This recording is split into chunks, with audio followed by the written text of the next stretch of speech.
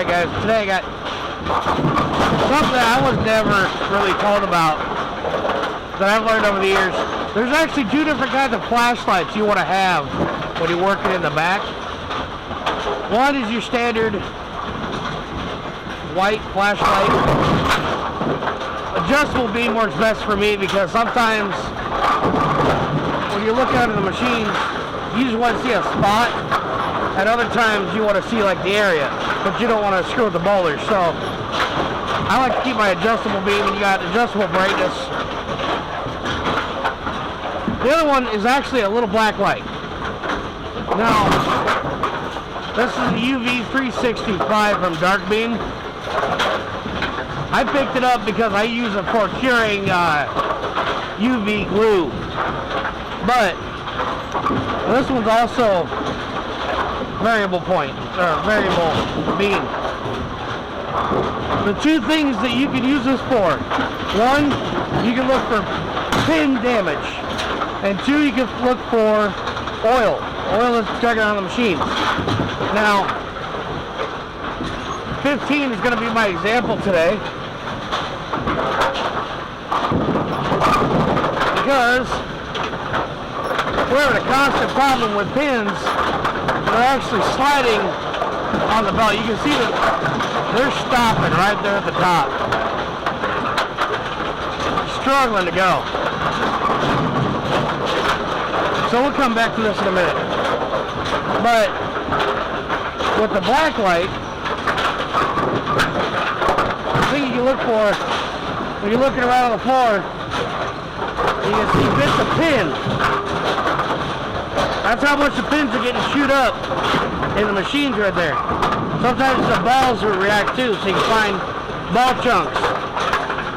And so what you can use the black light for is you can see the pins glow really well.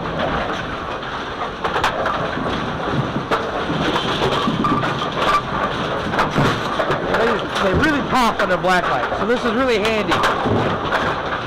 Now, when you got your white light,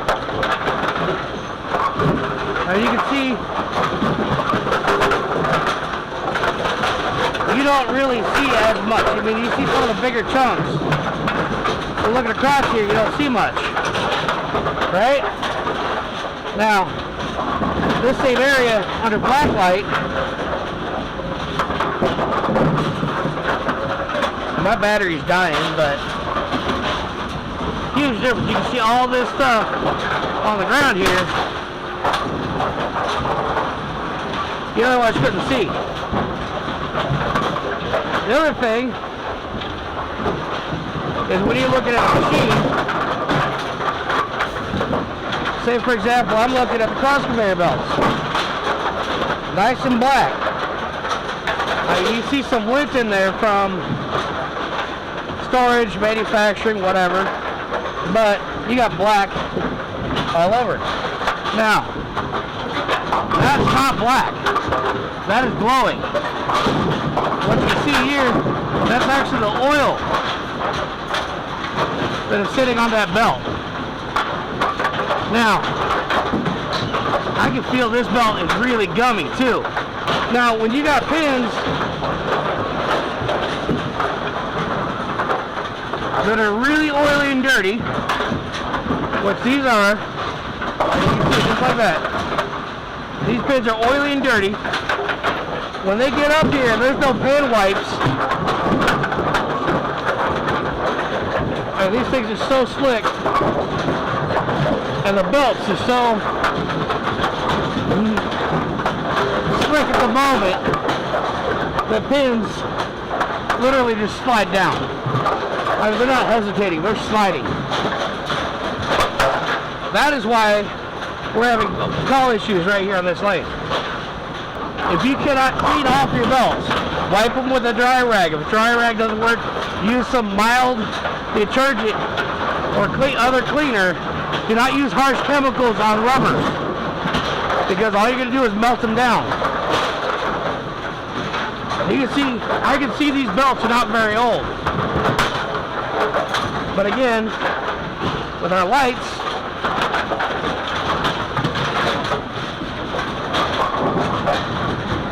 This one is much. Ball return 14. Ball return 14. This one has much less wear on it than this one, and this one has clearly been sanded down and it's all gummy, possibly from chemical.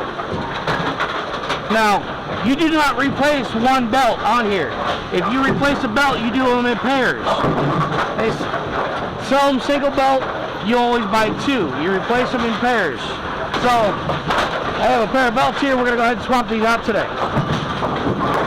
This is one of the procedures where this little number comes in really handy.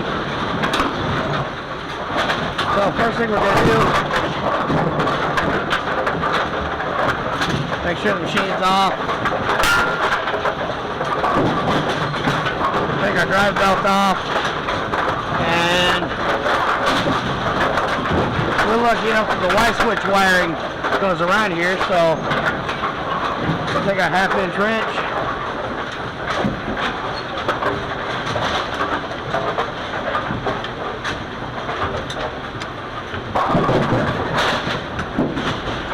Blackout 15. Blackout 15.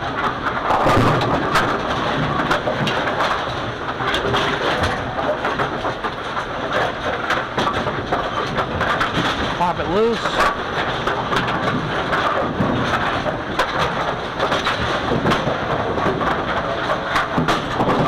Raise our pan up so we get that out.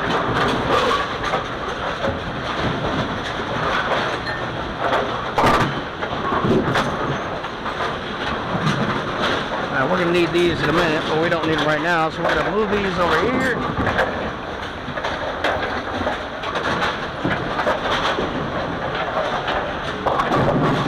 Belts up and at the ready.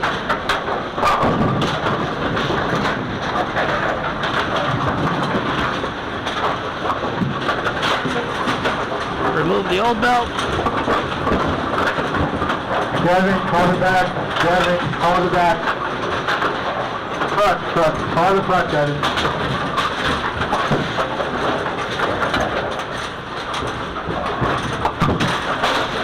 That's our desk people going, I want these laid right now because we have so much open play.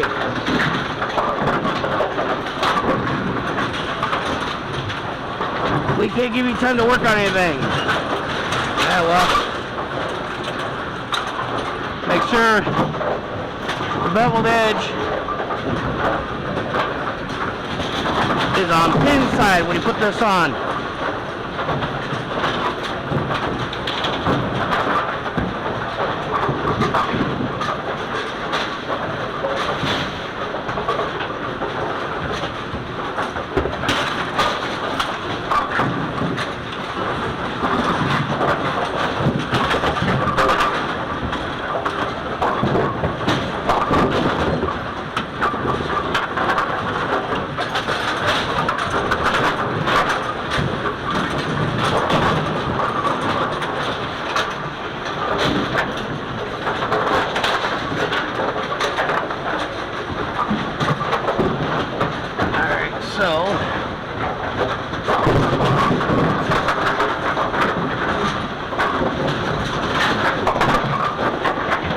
Belt off. Old belt number 2 off.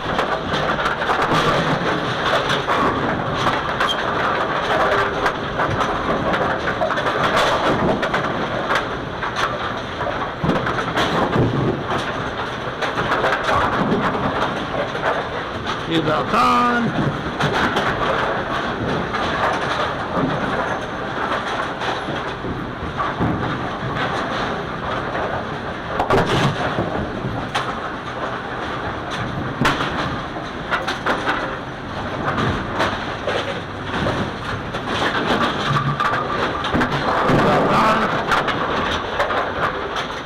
Now this is our tensioner.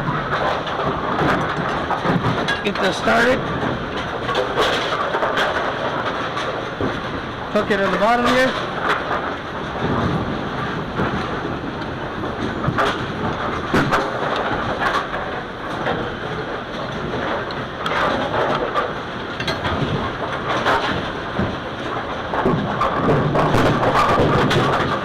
Hooked in, push down.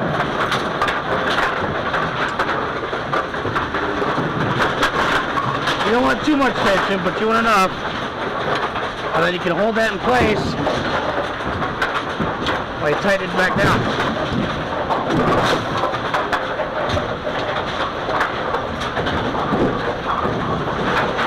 Pop it out of the way. Tighten down the other side.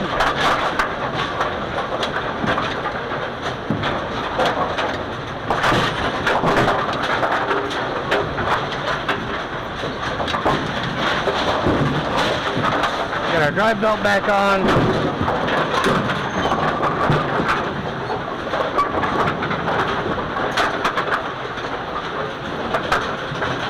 Make sure it's on the right side of the pulleys. There we go.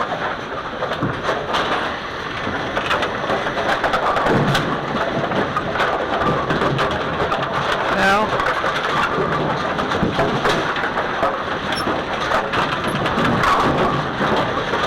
the pins are going through nicely. They're not pausing at the top anymore. If I stop it, the pins are not sliding down anymore. That is how hard it was to fix this problem.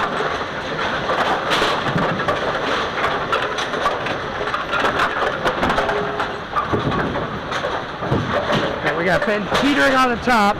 We got a pin halfway down here. Nothing's moving. They're staying right where they are.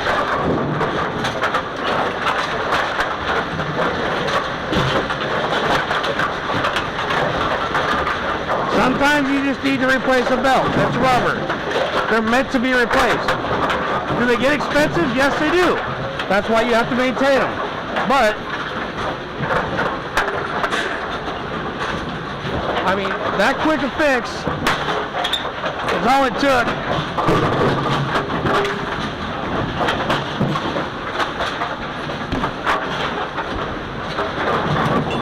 It took all of 2 tools, 2 belts, and a few minutes. 15 is not done. I should not have any more calls on there tonight.